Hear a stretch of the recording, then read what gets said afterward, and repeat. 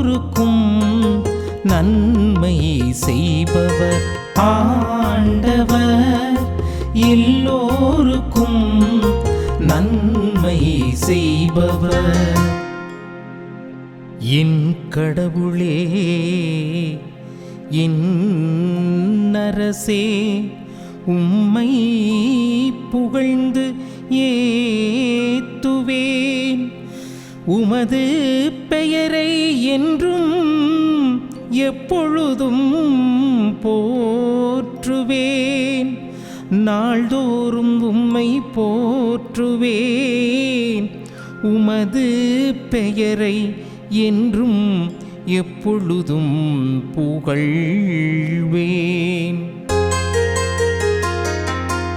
ஆண்டவர் எல்லோருக்கும் நன்மை செய்பவர். ஆண்டவர் எல்லோருக்கும் நன்மை செய்பவர். ஆண்டவர் இரக்கமும் கனிவும் உடையவர். எளிதில் சினம் கொள்ளாதவர். பேரன்பு கொண்டவர். ஆண்டவர் எல்லோருக்கும் நன்மை செய்பவர். தாம் உண்டாக்கிய அனைத்தின் மீதும் இரக்கம் காட்டுபவர். ஆண்டவர் எல்லோருக்கும் நன்மை செய்பவர். ஆண்டவர் எல்லோருக்கும் நன்மை செய்பவர். ஆண்டவரே, நீர் உருவாக்கிய யாவும் உமக்கு நன்றி செலுத்தும். உம்முடைய அன்பர்கள் உம்மை போற்றுவார்கள். அவர்கள் உமது அரசின் மாட்சியை அறிவிப்பார்கள். உமது வல்லமையை பற்றி பேசுவார்கள். ஆண்டவர் எல்லோருக்கும் நன்மை செய்பவர். ஆண்டவர் எல்லோருக்கும் நன்மை செய்பவர். இது இயேசுவில் பிரியமான சகோதர சகோதரிகளே, மாதா டிவி நண்பர்களே, உங்கள் அனைவருக்கும் இனிய காலை வணக்கம். இன்றைய நாளில் தினம் ஒரு திருப்பாடல் என்கின்ற இந்த நிகழ்ச்சியின் மூலமாக உங்களை திருப்பாடல் 145 என்கின்ற அந்த திருப்பாடலை தியானிக்க உங்களை அன்போடு அழைக்கின்றேன். திருப்பாடல் 145 இது ஒரு புகழ்ச்சி பாடலாக, தாவீது அரசர் பாடக்கூடிய ஒரு பாடலாக இந்த ஒரு திருப்பாடல் அமைந்திருக்கின்றதை நம்மால் பார்க்க முடிகின்றது. இந்த ஒரு திருப்பாடல் ஒரு விசேஷமான ஒரு சிறப்புமிக்க ஒரு திருப்பாடலாக இருக்கின்றது. இதனை அக்ரௌஸ்டிக் போயம், அக்ரௌஸ்டிக் சாம் என்று சொல்லி அவர்கள் அழைப்பார்கள். இந்த அக்ரௌஸ்டிக் போயம் என்றால் என்னவென்றால், இதனுடைய ஒவ்வொரு வரிகளும் அதனுடைய முதல் எழுத்துக்களை நாம் எடுத்தோம் என்றால் அந்த பாடலினுடைய அந்த ஒரு தலைப்பையோ அந்த பாடலினுடைய மைய கருத்தையோ சுட்டிக்காட்டக்கூடிய ஒரு சொல்லை நம்மால் எடுக்க முடியும்.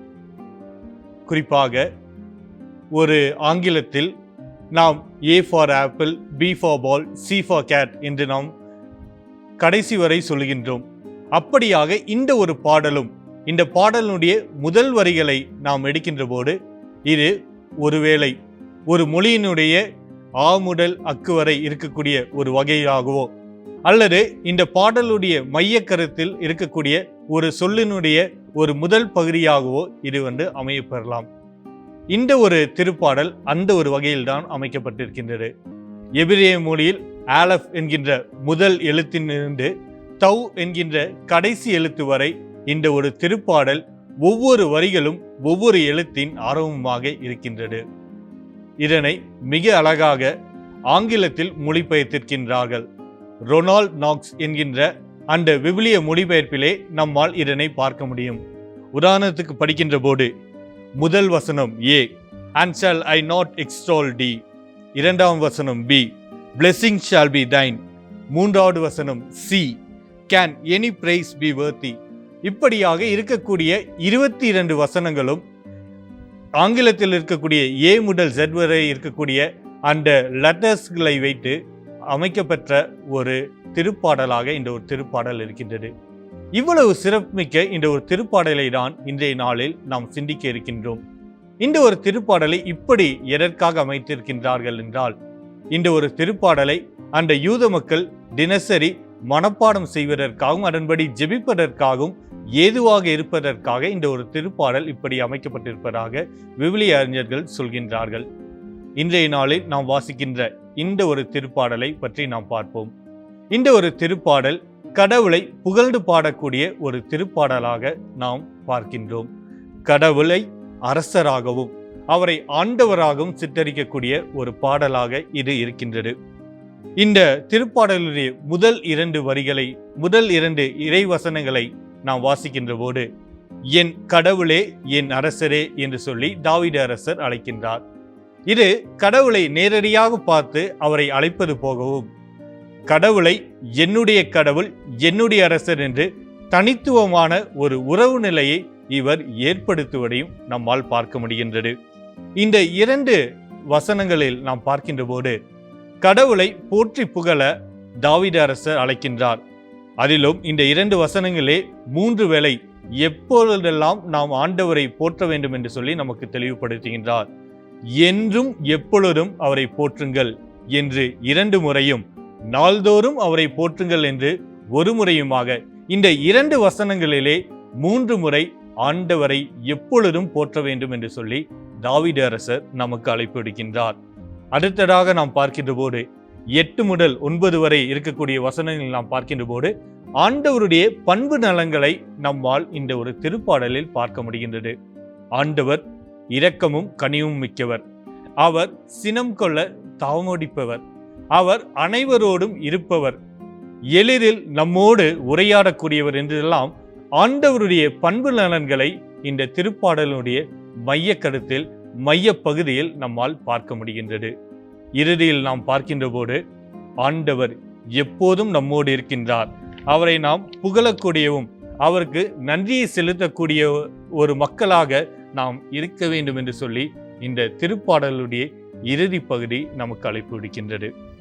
இந்த ஒரு இறுதி பகுதியில் 11, 12 ஆகிய வசனங்களில் நாம் பார்க்கின்ற போது ஆண்டவர் ஆண்டவராகவும் அரசராகவும் இருக்கின்ற போது அந்த மக்கள் அவரை போற்றவும் அந்த அரசினுடைய மேன்மையை மற்றவர்களுக்கு எடுத்து காட்டக்கூடியவர்களாக இருக்கவும் சொல்லி இந்த திருப்பாடல் நமக்கு ஒரு அழைப்பாக இருக்கின்றது. எனவே இந்த ஒரு அழைப்பை ஏற்றுக்கொண்டு ஆண்டவரை மாட்சிப்படுத்தவும் அவருடைய அரசின் மேன்மையை நாம் மற்றவர்களுக்கு எடுத்து காட்டக்கூடிய பிள்ளைகளாக இருக்க நாம் இன்றைய நாளில் முடிவு செய்வோம். ஜெபிப்போமாக. அன்பின் ஆண்டவரே, இதோ உம்மை போற்றவும் உம்மை புகழவும் நாங்கள் இங்கு ஒன்றாய் கூடியிருக்கின்றோம். உம்முடைய திருப்பாடல்களை நாங்கள் வாசிக்கின்ற போது நீர் எவ்வளவு மேன்மை மிக்கவர் என்று சொல்லி நாங்கள் உணர்கின்றோம். அந்த மேன்மையை நாங்கள் மற்ற மக்களுக்கும் எடுத்து சொல்லக்கூடிய பிள்ளைகளாய் இருக்க நீர் உமது அருளை எங்களுக்கு தந்தருளும். எங்கள் ஆண்டவராகிய கிறிஸ்து வழியாக உம்மை மன்றாடுகின்றோம். ஆமீன்.